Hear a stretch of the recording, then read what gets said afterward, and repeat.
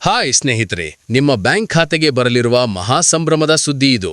ಹೋಳಿ ಹಬ್ಬದ ಮುನ್ನವೇ ನಿಮ್ಮ ಪಿಂಚಣಿ ಹಣ ದುಪ್ಪಟ್ಟಾಗಲಿದೆಯೇ ಅಥವಾ ಸಾವಿರಾರು ಜನರ ಪಿಂಚಣಿ ನಿಲ್ಲುವ ಸಂಭವವಿದೆಯೇ? ಇದು ನಿಮಗೆ ತಪ್ಪದೇ ತಿಳಿಯಬೇಕಾದ ರಹಸ್ಯ, ಏಕೆಂದರೆ ಇದು ನಿಮ್ಮ ಜೀವನವನ್ನು ಬದಲಾಯಿಸುವ ಸುದ್ದಿ. ಈಗಲೇ ಚಾನೆಲ್ಗೆ ಸಬ್ಸ್ಕ್ರೈಬ್ ಮಾಡಿ, ಲೈಕ್ ಮಾಡಿ ಮತ್ತು ಕಮೆಂಟ್ನಲ್ಲಿ ನಿಮ್ಮ ಅಭಿಪ್ರಾಯ ಹಂಚಿಕೊಳ್ಳಿ. ನಿಮ್ಮ ಧ್ವನಿ ಇಲ್ಲಿ ಮುಖ್ಯವಾಗುತ್ತದೆ. ಸ್ನೇಹಿತರೆ, ಈಗ ನಾವು ಪ್ರಮುಖ ವಿಷಯಕ್ಕೆ ಬರೋಣ. ಇತ್ತೀಚಿನ ದಿನಗಳಲ್ಲಿ ಪಿಂಚಣಿ ಯೋಜನೆಗಳ ಬಗ್ಗೆ ಹಲವು ಚರ್ಚೆಗಳು ನಡೆಯುತ್ತಿವೆ, ವಿಶೇಷವಾಗಿ ವೃದ್ಧರು, ವಿಧವೆಯರು ಮತ್ತು ಅಂಗವಿಕಲರಿಗೆ ಸಂಬಂಧಿಸಿದಂತೆ. ಈ ಹಣ ನಿಮ್ಮ ಹಕ್ಕಿನದು, ಯಾರೂ ಅದನ್ನು ಹಿಂಪಡೆಯಲು ಸಾಧ್ಯವಿಲ್ಲ. ಪ್ರಧಾನಿ ಮೋದಿಯವರೇ ಆಗಲಿ ಅಥವಾ ರಾಜ್ಯ ಸರ್ಕಾರಗಳೇ ಆಗಲಿ, ಅಸಾಧ್ಯವನ್ನು ಸಾಧ್ಯ ಮಾಡಿ ತೋರಿಸುವಂತಹ ಯೋಜನೆಗಳು ಇವೆ. ಲಕ್ಷ ಕೋಟಿ ರೂಪಾಯಿಗಳಷ್ಟು ಹಣದ ಮಾತು ನಡೆಯುತ್ತಿದೆ. ಆದರೆ ನಿಜಕ್ಕೂ ಹೋಳಿ ಹಬ್ಬದ ಮೊದಲು ನಿಮ್ಮ ಖಾತೆಗೆ ಹೆಚ್ಚಿದ ಪಿಂಚಣಿ ಬರುತ್ತದೆಯೇ ಅಥವಾ ಕಟ್ಟುನಿಟ್ಟಾದ ಪರಿಶೀಲನೆಯ ಹೆಸರಿನಲ್ಲಿ ಸಾವಿರಾರು ಜನರ ಪಿಂಚಣಿ ನಿಲ್ಲುವ ಸಂಭವವಿದೆಯೇ? ನೀವು ವೃದ್ಧ ಪಿಂಚಣಿ, ವಿಧವಾ ಪಿಂಚಣಿ ಅಥವಾ ಅಂಗವಿಕಲ ಪಿಂಚಣಿ ಪಡೆಯುತ್ತಿದ್ದರೆ ಈ ಸುದ್ದಿ ನಿಮಗೆ ಅತ್ಯಂತ ಮುಖ್ಯವಾಗಬಹುದು. ಏಕೆಂದರೆ ಇತ್ತೀಚೆಗೆ ಪಿಂಚಣಿ ಸಂಬಂಧಿಸಿದ ಒಂದು ದೊಡ್ಡ ಹೇಳಿಕೆ ಚರ್ಚೆಯನ್ನು ಇನ್ನಷ್ಟು ತೀವ್ರಗೊಳಿಸಿದೆ. ಪಿಂಚಣಿ ಸಮಸ್ಯೆಗಳನ್ನು ಎತ್ತಿ ತೋರಿಸುವ ಸಾಮಾಜಿಕ ಕಾರ್ಯಕರ್ತರಾದ ಬ್ರಿಜೇಶ್ ಆರ್ಯ ಅವರು ಶೀಘ್ರದಲ್ಲೇ ದೇಶದ ಪ್ರಧಾನಮಂತ್ರಿ ನರೇಂದ್ರ ಮೋದಿಯವರನ್ನು ಭೇಟಿಯಾಗಿ ಮಾತನಾಡಲಿದ್ದಾರೆ ಎಂದು ಹೇಳಿದ್ದಾರೆ. ಮತ್ತು ಹೋಳಿ ಹಬ್ಬದ ನಂತರ ವೃದ್ಧ, ವಿಧವಾ ಮತ್ತು ಅಂಗವಿಕಲ ಪಿಂಚಣಿಯನ್ನು ಪ್ರತಿ ತಿಂಗಳು 3,000 ರೂಪಾಯಿಗಳಷ್ಟು ಹೆಚ್ಚಿಸುವ ನಿಟ್ಟಿನಲ್ಲಿ ಗಟ್ಟಿ ಕ್ರಮಗಳನ್ನು ಕೈಗೊಳ್ಳಲಾಗುವುದು ಎಂದು ಭರವಸೆ ನೀಡಿದ್ದಾರೆ. ಆದರೆ ಇದರ ಬಗ್ಗೆ ಇನ್ನೂ ಯಾವುದೇ ಅಧಿಕೃತ ಅಧಿಸೂಚನೆ ಬಿಡುಗಡೆಯಾಗಿಲ್ಲ. ಆದರೂ ಈ ಹೇಳಿಕೆಯ ನಂತರ ಲಕ್ಷಾಂತರ ಫಲಾನುಭವಿಗಳ ನಡುವೆ ಭರವಸೆಯ ಕಿರುಗಂಟೆ ಮೂಡಿದೆ. ಏಕೆಂದರೆ ಪ್ರಸ್ತುತ ವಿವಿಧ ರಾಜ್ಯಗಳಲ್ಲಿ ಪಿಂಚಣಿ ಮೊತ್ತ ವಿಭಿನ್ನವಾಗಿದೆ ಮತ್ತು ಹಲವರು ದೀರ್ಘಕಾಲದಿಂದ ಹೆಚ್ಚಳಕ್ಕಾಗಿ ಬೇಡಿಕೆ ಇರಿಸುತ್ತಿದ್ದಾರೆ. ಮತ್ತೊಂದು ಕಡೆಯಲ್ಲಿ ಇದು ಸತ್ಯವೂ ಹೌದು. ಕಳೆದ ಕೆಲವು ತಿಂಗಳುಗಳಲ್ಲಿ ಪಾತ್ರತೆಯ ಪರಿಶೀಲನೆ, ಆದಾಯ ಪರಿಶೀಲನೆ, ಆಧಾರ್ ಬ್ಯಾಂಕ್ ಲಿಂಕಿಂಗ್ ಮತ್ತು ಡಿಬಿಟಿ ಸ್ಥಿತಿಯ ಸಮೀಕ್ಷೆಯು ತೀವ್ರಗೊಂಡಿದೆ. ಇದರಿಂದಾಗಿ ಕೆಲವು ಸ್ಥಳಗಳಲ್ಲಿ ಪಾವತಿ ನಿಲ್ಲಿಸಲಾಗಿದೆ. ಆದ್ದರಿಂದ ಹೆಚ್ಚಳದ ಯಾವುದೇ ಸಾಧ್ಯತೆಯೊಂದಿಗೆ ಫಲಾನುಭವಿಗಳು ತಮ್ಮ ಎಲ್ಲಾ ದಾಖಲೆಗಳನ್ನು ನವೀಕರಿಸಿಕೊಂಡಿರಬೇಕು ಎಂಬುದು ಅತ್ಯಗತ್ಯ. ಏಕೆಂದರೆ ಮೊತ್ತ ಹೆಚ್ಚಾದರೆ ಅದರ ಲಾಭವು ತಡೆಯಿಲ್ಲದೆ ಸಿಗಬೇಕು. ನಿಜಕ್ಕೂ ಪ್ರತಿ ತಿಂಗಳು 3,000 ರೂಪಾಯಿಗಳ ವ್ಯವಸ್ಥೆಯು ಜಾರಿಗೆ ಬಂದರೆ ಅದು ವೃದ್ಧರ ಔಷಧಿಗಳಿಗೆ, ವಿಧವಾ ಮಹಿಳೆಯರ ಮನೆಯ ಖರ್ಚುಗಳಿಗೆ ಮತ್ತು ಅಂಗವಿಕಲ ನಾಗರಿಕರ ದೈನಂದಿನ ಅಗತ್ಯಗಳಿಗೆ ದೊಡ್ಡ ನೆರವಾಗಬಹುದು. ಆದರೆ ಅಂತಿಮ ನಿರ್ಧಾರವು ಸರ್ಕಾರದ ಅಧಿಕೃತ ಘೋಷಣೆಯ ನಂತರವೇ ಸ್ಪಷ್ಟವಾಗಲಿದೆ. ಈಗ ನೀವು ಹೇಳಿ, ಹೋಳಿ ನಂತರ ಪಿಂಚಣಿ 3,000 ರೂಪಾಯಿಗಳಷ್ಟು ಹೆಚ್ಚಬೇಕು ಎಂದು ನಿಮಗೆ ಅನಿಸುತ್ತದೆಯೇ? ಮತ್ತು ಇದರಿಂದ ಲಕ್ಷಾಂತರ ಕುಟುಂಬಗಳಿಗೆ ನೆರವಾಗುತ್ತದೆಯೇ? ನಿಮ್ಮ ಅಭಿಪ್ರಾಯವನ್ನು ಹಂಚಿಕೊಳ್ಳಿ. ಇದರಿಂದ ಈ ವಿಷಯದಲ್ಲಿ ಜನರ ಧ್ವನಿ ಸ್ಪಷ್ಟವಾಗಿ ಮೂಡಿಬರಲಿ. ಸ್ನೇಹಿತರೆ, ಇಂದಿನ ಚರ್ಚೆಯು ಯಾವುದೇ ಅಪಪ್ರಚಾರ ಅಥವಾ ಮೇಲ್ನೋಟದ ಸುದ್ದಿಯ ಮೇಲೆ ಆಧರಿಸಿಲ್ಲ. ಬದಲಿಗೆ ಅದು ದೇಶದ ಲಕ್ಷಾಂತರ ವೃದ್ಧರು, ವಿಧವಾ ಮಹಿಳೆಯರು ಮತ್ತು ಅಂಗವಿಕಲ ನಾಗರಿಕರ ದೈನಂದಿನ ಜೀವನಕ್ಕೆ ಸಂಬಂಧಿಸಿದ ಸತ್ಯದ ಮೇಲೆ ನಿಂತಿದೆ. ಏಕೆಂದರೆ ಅವರಿಗೆ ಪಿಂಚಣಿಯು ಕೇವಲ ಸರ್ಕಾರಿ ನೆರವಲ್ಲ, ಬದಲಿಗೆ ಜೀವನ ನಡೆಸುವ ಸಾಧನವಾಗಿದೆ. ಈ ಹಣದ ಮೂಲಕವೇ ಔಷಧಿಗಳನ್ನು ಖರೀದಿಸುತ್ತಾರೆ, ರೇಷನ್ ತರುತ್ತಾರೆ, ವಿದ್ಯುತ್ ಬಿಲ್ ಪಾವತಿಸುತ್ತಾರೆ ಮತ್ತು ಆತ್ಮಗೌರವದೊಂದಿಗೆ ಜೀವನ ಮುಂದುವರಿಸುತ್ತಾರೆ.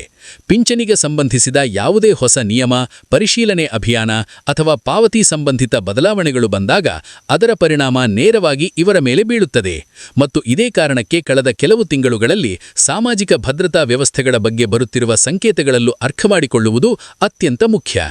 ಕೇಂದ್ರ ಮಟ್ಟದಲ್ಲಿ ನಡೆಯುತ್ತಿರುವ ಯೋಜನೆಗಳ ಮೂಲ ಉದ್ದೇಶವು ಆರ್ಥಿಕವಾಗಿ ದುರ್ಬಲ ವರ್ಗಕ್ಕೆ ಕನಿಷ್ಠ ಆದಾಯ ಭದ್ರತೆಯನ್ನು ನೀಡುವುದು. ಆದರೆ ಈ ಯೋಜನೆಗಳ ನಿರ್ವಹಣೆಯು ಕೇಂದ್ರ ಮತ್ತು ರಾಜ್ಯಗಳ ಸಹಯೋಗದೊಂದಿಗೆ ನಡೆಯುತ್ತದೆ. ಆದ್ದರಿಂದ ವಿವಿಧ ರಾಜ್ಯಗಳಲ್ಲಿ ಸಿಗುವ ಮೊತ್ತದಲ್ಲಿ ವ್ಯತ್ಯಾಸವು ಸಹಜವಾಗಿದೆ. ಹಲವರು ಇಡೀ ಮೊತ್ತವು ಒಂದೇ ಮೂಲದಿಂದ ಬರುತ್ತದೆ ಎಂದು ಭಾವಿಸುತ್ತಾರೆ. ಆದರೆ ಸತ್ಯವೆಂದರೆ ರಾಜ್ಯ ಸರ್ಕಾರ ತನ್ನ ಪಾಲನ್ನು ಹೆಚ್ಚಿಸಿದರೆ ಒಟ್ಟು ಪಿಂಚಣಿ ಮೊತ್ತ ಹೆಚ್ಚಾಗುತ್ತದೆ ಮತ್ತು ರಾಜ್ಯದ ಪಾಲು ಸೀಮಿತವಾಗಿದ್ದರೆ ಫಲಾನುಭವಿಗಳಿಗೆ ಕಡಿಮೆ ಮೊತ್ತ ಸಿಗುತ್ತದೆ.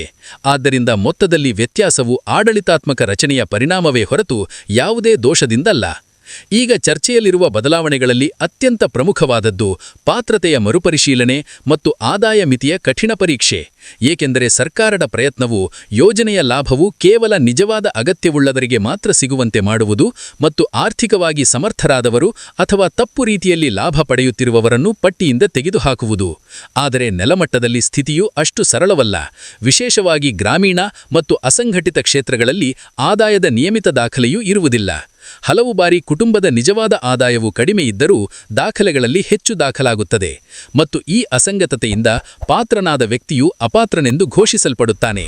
ಪರಿಶೀಲನೆ ಪ್ರಕ್ರಿಯೆಯು ಕಠಿಣವಾಗುವುದರ ಅರ್ಥವೆಂದರೆ ದಾಖಲೆಗಳ ಶುದ್ಧತೆ. ಆದರೆ ಇದರಿಂದ ಯುದ್ಧದ ಸಮಯದಲ್ಲಿ ನೀರೇ ಔಷಧಿಯಾಗುವುದಂತೆ ಆಗಬಹುದು, ಏಕೆಂದರೆ ಕಾಲ್ಕೊರತೆಯಿಂದಾಗಿ ಪಾವತಿ ನಿಲ್ಲಿಸುವುದು ಹಲವು ಸಾರಿ ಸಂಭವಿಸುತ್ತದೆ. ಆದ್ದರಿಂದ ಪಿಂಚಣಿ ಹೆಚ್ಚಳದ ಯಾವುದೇ ಸಾಧ್ಯತೆಯೊಂದಿಗೆ ಫಲಾನುಭವಿಗಳು ತಮ್ಮ ಎಲ್ಲಾ ದಾಖಲೆಗಳನ್ನು ನವೀಕರಿಸಿಕೊಂಡಿರಬೇಕು ಎಂಬುದು ಅತ್ಯಗತ್ಯ, ಏಕೆಂದರೆ ಮೊತ್ತ ಹೆಚ್ಚಾದರೆ ಅದರ ಲಾಭವು ಪಡೆಯಿಲ್ಲದೆ ಸಿಗಬೇಕು. ನಿಜಕ್ಕೂ ಪ್ರತಿ ತಿಂಗಳು 3,000 ರೂಪಾಯಿಗಳ ವ್ಯವಸ್ಥೆಯು ಜಾರಿಗೆ ಬಂದರೆ ಅದು ವೃದ್ಧರ ಔಷಧಿಗಳಿಗೆ, ವಿಧವಾ ಮಹಿಳೆಯರ ಮನೆಯ ಖರ್ಚುಗಳಿಗೆ ಮತ್ತು ಅಂಗವಿಕಲ ನಾಗರಿಕರ ದೈನಂದಿನ ಅಗತ್ಯಗಳಿಗೆ ದೊಡ್ಡ ನೆರವಾಗಬಹುದು. ಆದರೆ ಅಂತಿಮ ನಿರ್ಧಾರವು ಸರ್ಕಾರದ ಅಧಿಕೃತ ಘೋಷಣೆಯ ನಂತರವೇ ಸ್ಪಷ್ಟವಾಗಲಿದೆ. ಈಗ ನೀವು ಹೇಳಿ, ಹೋಳಿ ನಂತರ ಪಿಂಚಣಿ 3,000 ರೂಪಾಯಿಗಳಷ್ಟು ಹೆಚ್ಚಬೇಕು ಎಂದು ನಿಮಗೆ ಅನಿಸುತ್ತದೆಯೇ ಮತ್ತು ಇದರಿಂದ ಲಕ್ಷಾಂತರ ಕುಟುಂಬಗಳಿಗೆ ನೆರವಾಗುತ್ತದೆಯೇ? ನಿಮ್ಮ ಅಭಿಪ್ರಾಯವನ್ನು ಹಂಚಿಕೊಳ್ಳಿ. ಇದರಿಂದ ಈ ವಿಷಯದಲ್ಲಿ ಜನರ ಧ್ವನಿ ಸ್ಪಷ್ಟವಾಗಿ ಮೂಡಿಬರಲಿ. ಸ್ನೇಹಿತರೆ, ಇಂದಿನ ಚರ್ಚೆಯು ಯಾವುದೇ ಅಪಪ್ರಚಾರ ಅಥವಾ ಮೇಲ್ನೋಟದ ಸುದ್ದಿಯ ಮೇಲೆ ಆಧರಿಸಿಲ್ಲ. ಬದಲಿಗೆ ಅದು ದೇಶದ ಲಕ್ಷಾಂತರ ವೃದ್ಧರು, ವಿಧವಾ ಮಹಿಳೆಯರು ಮತ್ತು ಅಂಗವಿಕಲ ನಾಗರಿಕರ ದೈನಂದಿನ ಜೀವನಕ್ಕೆ ಸಂಬಂಧಿಸಿದ ಸತ್ಯದ ಮೇಲೆ ನಿಂತಿದೆ. ಏಕೆಂದರೆ ಅವರಿಗೆ ಪಿಂಚಣಿಯು ಕೇವಲ ಸರ್ಕಾರಿ ನೆರವಲ್ಲ, ಬದಲಿಗೆ ಜೀವನ ನಡೆಸುವ ಸಾಧನವಾಗಿದೆ. ಈ ಹಣದ ಮೂಲಕವೇ ಔಷಧಿಗಳನ್ನು ಖರೀದಿಸುತ್ತಾರೆ, ರೇಷನ್ ತರುತ್ತಾರೆ, ವಿದ್ಯುತ್ ಬಿಲ್ ಪಾವತಿಸುತ್ತಾರೆ ಮತ್ತು ಆತ್ಮಗೌರವದೊಂದಿಗೆ ಜೀವನ ಮುಂದುವರಿಸುತ್ತಾರೆ. ಪಿಂಚಣಿಗೆ ಸಂಬಂಧಿಸಿದ ಯಾವುದೇ ಹೊಸ ನಿಯಮ, ಪರಿಶೀಲನೆ ಅಭಿಯಾನ ಅಥವಾ ಪಾವತಿ ಸಂಬಂಧಿತ ಬದಲಾವಣೆಗಳು ಬಂದಾಗ ಅದರ ಪರಿಣಾಮ ನೇರವಾಗಿ ಇವರ ಮೇಲೆ ಬೀಳುತ್ತದೆ. ಮತ್ತು ಇದೇ ಕಾರಣಕ್ಕೆ ಕಳೆದ ಕೆಲವು ತಿಂಗಳುಗಳಲ್ಲಿ ಸಾಮಾಜಿಕ ಭದ್ರತಾ ವ್ಯವಸ್ಥೆಗಳ ಬಗ್ಗೆ ಬರುತ್ತಿರುವ ಸಂಕೇತಗಳನ್ನು ಅರ್ಥಮಾಡಿಕೊಳ್ಳುವುದು ಅತ್ಯಂತ ಮುಖ್ಯ. ಆಧಾರ್ ಮತ್ತು ಬ್ಯಾಂಕ್ ಖಾತೆಯ ಹೊಂದಾಣಿಕೆ, ಆದಾಯ ಪ್ರಮಾಣಪತ್ರದ ಮಾನ್ಯತೆ ಮತ್ತು ನಿವಾಸದ ದೃಢೀಕರಣವನ್ನು ನಿರಂತರವಾಗಿ ಪರಿಶೀಲಿಸಲಾಗುತ್ತದೆ. ಎಲ್ಲಿಯಾದರೂ ಹೆಸರಿನ ಕಾಗದದಲ್ಲಿ ವ್ಯತ್ಯಾಸವಿದ್ದರೆ, ಹುಟ್ಟಿದ ದಿನಾಂಕ ಹೊಂದಿಕೆಯಾಗದಿದ್ದರೆ, ಬ್ಯಾಂಕ್ ಖಾತೆ ಆಧಾರ್ಗೆ ಲಿಂಕ್ ಆಗದಿದ್ದರೆ ಅಥವಾ ಡಿಬಿಟಿ ಸಕ್ರಿಯವಾಗದಿದ್ದರೆ ಪಾವತಿಯು ಅಡ್ಡಿಯಾಗಬಹುದು ಮತ್ತು ಫಲಾನುಭವಿಗಳು ತಿಂಗಳುಗಳ ಕಾಲ ಸಮಸ್ಯೆಯು ಎಲ್ಲಿರುವುದು ಎಂದು ಅರ್ಥಮಾಡಿಕೊಳ್ಳದೇ ಇರುತ್ತಾರೆ. ಹಬ್ಬಗಳ ಸಮಯದಲ್ಲಿ ಪಿಂಚಣಿಯಲ್ಲಿ ಸಂಭವನೀಯ ಹೆಚ್ಚಳ ಅಥವಾ ಬಾಕಿ ಪಾವತಿಯನ್ನು ಒಟ್ಟಿಗೆ ಬಿಡುಗಡೆ ಮಾಡುವ ಚರ್ಚೆಗಳು ತೀವ್ರಗೊಳ್ಳುತ್ತವೆ, ಏಕೆಂದರೆ ದುರ್ಬಲ ವರ್ಗಕ್ಕೆ ಹೆಚ್ಚುವರಿ ನೆರವು ನೀಡುವ ಬೇಡಿಕೆ ಹೆಚ್ಚಾಗುತ್ತದೆ. ಸರ್ಕಾರ ಅಥವಾ ರಾಜ್ಯ ಆಡಳಿತವು ಹೆಚ್ಚಿದ ದರದಿಂದ ಪಾವತಿ ಮಾಡಿದರೆ ಅದು ನಿಶ್ಚಿತವಾಗಿ ನೆರವಾಗುವುದು. ಆದರೆ ಒಟ್ಟಿಗೆ ದೊಡ್ಡ ಪ್ರಮಾಣದ ಪಾವತಿ ನಡೆದರೆ ತಾಂತ್ರಿಕ ಒತ್ತಡವೂ ಹೆಚ್ಚಬಹುದು ಮತ್ತು ವ್ಯವಸ್ಥೆಯಲ್ಲಿ ತಾತ್ಕಾಲಿಕ ವಿಳಂಬ ಸಾಧ್ಯವಿದೆ. ಅಂಗವಿಕಲ ಪಿಂಚಣಿಯ ಸಂದರ್ಭದಲ್ಲಿ ಪಾತ್ರತೆಯ ಶೇಕಡಾವಾರುಗಳಲ್ಲಿ ಲಚ್ಚಿಲತೆಯನ್ನು ತರುವ ಮಾತು ಮುಖ್ಯವಾಗಿದೆ, ಏಕೆಂದರೆ ಮೊದಲು ಹಲವು ಅಗತ್ಯವುಳ್ಳವರು ನಿಗದಿತ ಮಿತಿಯಿಂದ ಸ್ವಲ್ಪ ಕಡಿಮೆಯಾಗಿದ್ದರಿಂದ ಹೊರಗುಳಿದಿದ್ದರು. ಹೆಚ್ಚು ಜನರನ್ನು ಸೇರಿಸಿಕೊಂಡರೆ ಅದು ಮಾನವೀಯ ದೃಷ್ಟಿಯಿಂದ ಸಕಾರಾತ್ಮಕ ಕ್ರಮವಾಗುತ್ತದೆ. ಆದರೆ ಇದರೊಂದಿಗೆ ಬಜೆಟ್ ನಿರ್ವಹಣೆ ಮತ್ತು ಸಮಯಕ್ಕೆ ಸರಿಯಾಗಿ ಪಾವತಿ ಖಚಿತಪಡಿಸುವುದು ಆಡಳಿತಕ್ಕೆ ಸವಾಲಾಗಿ ಉಳಿಯುತ್ತದೆ. ಅರ್ಜಿ ಪ್ರಕ್ರಿಯೆಯ ಬಗ್ಗೆ ಮಾತನಾಡುವುದಾದರೆ, ಆನ್ಲೈನ್ ಮತ್ತು ಆಫ್ಲೈನ್ ಎರಡೂ ಮಾಧ್ಯಮಗಳು ಲಭ್ಯವಿವೆ. ಆದರೆ ಮಾಹಿತಿಯ ಕೊರತೆಯಿಂದ ಜನರು ತಪ್ಪು ಪೋರ್ಟಲ್ಗಳಲ್ಲಿ ಅರ್ಜಿ ಸಲ್ಲಿಸುತ್ತಾರೆ, ಅಪೂರ್ಣ ದಾಖಲೆಗಳನ್ನು ಸಲ್ಲಿಸುತ್ತಾರೆ ಅಥವಾ ಮಧ್ಯವರ್ತಿಗಳ ಜಾಲಕ್ಕೆ ಸಿಲುಕುತ್ತಾರೆ. ಅವರು ಹಣ ಪಡೆದು ಕೆಲಸ ಮಾಡಿಸುವುದಾಗಿ ಹೇಳುತ್ತಾರೆ, ಆದರೆ ಇಡೀ ಪ್ರಕ್ರಿಯೆಯು ಉಚಿತವಾಗಿದೆ. ಆದ್ದರಿಂದ ಅರ್ಜಿ ಅಥವಾ ಯಾವುದೇ ಸುಧಾರಣೆಯ ಪ್ರಕ್ರಿಯೆಯನ್ನು ನೇರವಾಗಿ ಅಧಿಕೃತ ಸರ್ಕಾರಿ ಕಚೇರಿ ಅಥವಾ ಅಧಿಕೃತ ಪೋರ್ಟಲ್ ಮೂಲಕ ಮಾತ್ರ ಮಾಡಬೇಕು. ಈ ಇಡೀ ವ್ಯವಸ್ಥೆಯ ಮೂಲವು ಡಿಬಿಟಿ ಅಂದರೆ ಡೈರೆಕ್ಟ್ ಬೆನಿಫಿಟ್ ಟ್ರಾನ್ಸ್ಫರ್ ಆಗಿದೆ, ಏಕೆಂದರೆ ಈಗ ಬಹುತೇಕ ಎಲ್ಲಾ ಪಾವತಿಗಳು ನೇರವಾಗಿ ಬ್ಯಾಂಕ್ ಖಾತೆಗೆ ಕಳುಹಿಸಲಾಗುತ್ತದೆ. ಖಾತೆಯು ಆಧಾರ್ಗೆ ಸಂಯೋಜಿತವಾಗದಿದ್ದರೆ, ಕೆವೈಸಿ ಅಪೂರ್ಣವಾಗಿದ್ದರೆ ಅಥವಾ ಡಿಬಿಟಿ ನಿಷ್ಕ್ರಿಯವಾಗಿದ್ದರೆ ಮೊತ್ತವು ಅನುಮೋದಿಸಲ್ಪಟ್ಟರೂ ಖಾತೆಗೆ ತಲುಪದು. ಮತ್ತು ಹಲವು ಬಾರಿ ಸಮಸ್ಯೆಯು ಬ್ಯಾಂಕ್ ಮಟ್ಟದಲ್ಲಿ ಪರಿಹರಿಸಲ್ಪಟ್ಟರೆ ನಿಲ್ಲಿಸಿದ ಕಂತುಗಳು ಒಟ್ಟಿಗೆ ಜಮವಾಗುತ್ತವೆ. ಮುಂದಿನ ಕಾಲದಲ್ಲಿ ಪಿಂಚಣಿ ವ್ಯವಸ್ಥೆಯು ಇನ್ನಷ್ಟು ಡಿಜಿಟಲ್ ಮತ್ತು ನಿರಂತರ ಪರಿಶೀಲನೆ ಆಧಾರಿತವಾಗಬಹುದು. ಅದರ ಅರ್ಥವೆಂದರೆ ಕೇವಲ ಒಮ್ಮೆ ಯೋಜನೆಯಲ್ಲಿ ಸೇರಿಕೊಂಡರೆ ಸಾಕು ಎಂಬುದಲ್ಲ, ಬದಲಿಗೆ ಸಮಯಕ್ಕೆ ಪಾತ್ರತೆಯ ದೃಢೀಕರಣವು ಅಗತ್ಯವಾಗುತ್ತದೆ. ಆದ್ದರಿಂದ ಫಲಾನುಭವಿಗಳಿಗೆ ಅತ್ಯಂತ ಮುಖ್ಯ ಕ್ರಮವೆಂದರೆ ತಮ್ಮ ಆಧಾರ್ ಕಾರ್ಡ್, ಬ್ಯಾಂಕ್ ಪಾಸ್ಬುಕ್, ಆದಾಯ ಪ್ರಮಾಣಪತ್ರ, ನಿವಾಸ ಪ್ರಮಾಣ, ಅಂಗವಿಕಲ ಪ್ರಮಾಣಪತ್ರ ಅಥವಾ ಜೀವನ ಸಂಗಾತಿಯ ಮರಣ ಪ್ರಮಾಣಪತ್ರದಂತಹ ಅಗತ್ಯ ದಾಖಲೆಗಳನ್ನು ಸರಿಯಾಗಿ ಮತ್ತು ನವೀಕರಿಸಿ ಇಟ್ಟುಕೊಳ್ಳುವುದು. ಬ್ಯಾಂಕ್ನಲ್ಲಿ ಡಿಬಿಟಿ ಸ್ಥಿತಿಯನ್ನು ನಿಯಮಿತವಾಗಿ ಪರಿಶೀಲಿಸಿ ಮತ್ತು ಯಾವುದೇ ಮಾಹಿತಿಯ ಮೇಲೆ ನಂಬಿಕೆ ಇಡುವ ಮೊದಲು ಅಧಿಕೃತ ದೃಢೀಕರಣವನ್ನು ಕಡ್ಡಾಯವಾಗಿ ಮಾಡಿ. ಈ ಎಲ್ಲಾ ಬದಲಾವಣೆಗಳ ಅಂತಿಮ ಉದ್ದೇಶವು ವ್ಯವಸ್ಥೆಯನ್ನು ಇನ್ನಷ್ಟು ಪಾರದರ್ಶಕ ಮತ್ತು ಗುರಿಯುಕ್ತವಾಗಿ ಮಾಡುವುದು. ಇದರಿಂದ ನಿಜವಾದ ಅಗತ್ಯವುಳ್ಳವನು ಸುರಕ್ಷಿತರಾಗಿ ಉಳಿಯುತ್ತಾರೆ ಮತ್ತು ಪಾವತಿ ಸಮಯಕ್ಕೆ ಸರಿಯಾಗಿ ಅವರ ಖಾತೆಗೆ ತಲುಪುತ್ತದೆ. ಆದರೆ ಈ ಪ್ರಕ್ರಿಯೆಯಲ್ಲಿ ಜಾಗೃತಿ ಮತ್ತು ದಾಖಲೆಗಳ ಶುದ್ಧತೆಯು ಅದನ್ನು ನಿರ್ವಿಘ್ನಗೊಳಿಸುವ ಕೀಲಿಕೈಯಾಗಿದೆ. ಈ ಇಡೀ ಬದಲಾವಣೆಯನ್ನು ಸರಳ ಭಾಷೆಯಲ್ಲಿ ಅರ್ಥಮಾಡಿಕೊಳ್ಳುವುದಾದರೆ, ಮೊದಲು ಯಾರಿಗೆ ನಷ್ಟವಾಗಬಹುದು ಮತ್ತು ಮತ್ತು ಯಾವ ನಿರ್ಲಕ್ಷ್ಯವು ನಿಮ್ಮ ಪಿಂಚಣಿಯನ್ನು ನಿಲ್ಲಿಸಬಹುದು ಎಂಬುದನ್ನು ತಿಳಿಯುವುದು ಮುಖ್ಯ. ಸರಳವಾಗಿ ಹೇಳುವುದಾದರೆ, ಯಾವ ಫಲಾನುಭವಿಗಳ ಮಾಹಿತಿಯು ಹಳೆಯದಾಗಿದೆ, ಯಾರ ದಾಖಲೆಗಳು ಪರಸ್ಪರ ಹೊಂದಿಕೆಯಾಗದು, ಯಾರ ಬ್ಯಾಂಕ್ ಖಾತೆ ನಿಷ್ಕ್ರಿಯವಾಗಿದೆ ಅಥವಾ ಯಾರ ಆದಾಯ ದಾಖಲೆ ಸ್ಪಷ್ಟವಾಗಿಲ್ಲವೋ ಅವರಿಗೆ ಅತ್ಯಧಿಕ ಸಮಸ್ಯೆಗಳು ಎದುರಾಗಬಹುದು. ಸರ್ಕಾರವು ಈಗ ಪಿಂಚಣಿ ವ್ಯವಸ್ಥೆಯನ್ನು ಕೇವಲ ನೆರವಿನ ರೂಪದಲ್ಲದೆ ಪರಿಶೀಲಿತ ಸಾಮಾಜಿಕ ಭದ್ರತೆಯ ರೂಪದಲ್ಲಿ ನಡೆಸಲು ಬಯಸುತ್ತದೆ. ಮೊದಲು ಹೀಗಾಗುತ್ತಿತ್ತು. ಒಮ್ಮೆ ಹೆಸರು ಪಟ್ಟಿಯಲ್ಲಿ ಸೇರಿದರೆ ವರ್ಷಗಳ ಕಾಲ ಪಾವತಿ ಮುಂದುವರಿಯುತ್ತಿತ್ತು ಮತ್ತು ಮಧ್ಯದಲ್ಲಿ ಹೆಚ್ಚು ಪರಿಶೀಲನೆಗಳು ನಡೆಯುತ್ತಿರಲಿಲ್ಲ. ಆದರೆ ಈಗ ಸಮಯಕ್ಕೆ ಡೇಟಾ ಹೊಂದಾಣಿಕೆ, ಆದಾಯದ ದೃಢೀಕರಣ, ಆಧಾರ್ ಮತ್ತು ಬ್ಯಾಂಕ್ ಖಾತೆಯ ಪರಿಶೀಲನೆ ಮತ್ತು ಡಿಜಿಟಲ್ ದಾಖಲೆಯ ಪರಿಶೀಲನೆ ನಡೆಯುತ್ತಿದೆ. ಇದರ ಅರ್ಥವೆಂದರೆ ವ್ಯವಸ್ಥೆಯು ಕಾಗದಗಳಿಗಿಂತ ಡಿಜಿಟಲ್ ಮಾಹಿತಿಯ ಮೇಲೆ ಹೆಚ್ಚು ಅವಲಂಬಿತವಾಗುತ್ತದೆ. ಯಾರ ಮಾಹಿತಿ ನವೀಕರಿಸಲ್ಪಟ್ಟಿದೆಯೋ, ಯಾರ ಆಧಾರ್, ಬ್ಯಾಂಕ್ ಮತ್ತು ಮೊಬೈಲ್ ಸಂಖ್ಯೆ ಸರಿಯಾಗಿ ಸಂಯೋಜಿತವಾಗಿದೆಯೋ ಅವರಿಗೆ ಚಿಂತೆಯಿಲ್ಲ. ಆದರೆ ಯಾರ ದಾಖಲೆ ವಿವಿಧ ಸ್ಥಳಗಳಲ್ಲಿ ವಿಭಿನ್ನವಾಗಿದೆಯೋ ಅಲ್ಲಿ ಸಮಸ್ಯೆ ಉದ್ಭವಿಸಬಹುದು. ಗ್ರಾಮಗಳಲ್ಲಿ ಸಾಮಾನ್ಯವಾಗಿ ಕಾಣುವಂತೆ ಆಧಾರ್ ಕಾರ್ಡ್ನಲ್ಲಿ ಹೆಸರು ಒಂದು ರೀತಿಯಲ್ಲಿ ಬರೆಯಲ್ಪಟ್ಟಿದೆ, ಬ್ಯಾಂಕ್ ಖಾತೆಯಲ್ಲಿ ಸ್ವಲ್ಪ ವ್ಯತ್ಯಾಸವಿದೆ ಮತ್ತು ರೇಷನ್ ಕಾರ್ಡ್ನಲ್ಲಿ ಮತ್ತೊಂದು ರೀತಿಯಲ್ಲಿ. ಮೊದಲು ಈ ವ್ಯತ್ಯಾಸಗಳನ್ನು ನಿರ್ಲಕ್ಷಿಸಲಾಗುತ್ತಿತ್ತು, ಆದರೆ ಈಗ ಡಿಜಿಟಲ್ ವ್ಯವಸ್ಥೆಯಲ್ಲಿ ಈ ಸಣ್ಣ ತಪ್ಪುಗಳು ಪಾವತಿಯನ್ನು ನಿಲ್ಲಿಸುತ್ತವೆ. ಆದ್ದರಿಂದ ಮುಂದೆ ದಾಖಲೆಗಳಲ್ಲಿ ಏಕರೂಪತೆಯು ಅತ್ಯಂತ ಅಗತ್ಯವಾಗಲಿದೆ. ಈ ಬದಲಾವಣೆಯು ತಾಂತ್ರಿಕವಾಗಿ ಪಾರದರ್ಶಕತೆಗಾಗಿ ಸರಿಯಾಗಿದೆ, ಏಕೆಂದರೆ ಇದರಿಂದ ನಕಲಿ ಹೆಸರುಗಳು ತೆಗೆಯಲ್ಪಡುತ್ತವೆ ಮತ್ತು ನಿಜವಾದ ಅಗತ್ಯವುಳ್ಳವರಿಗೆ ಹಣ ತಲುಪುತ್ತದೆ. ಆದರೆ ಇದಕ್ಕಾಗಿ ಜಾಗೃತಿಯೂ ಅಷ್ಟೇ ಮುಖ್ಯವಾಗಿದೆ. ಮತ್ತೊಂದು ದೊಡ್ಡ ವಿಷಯವು ಆದಾಯ ಮಿತಿಗೆ ಸಂಬಂಧಿಸಿದ್ದು.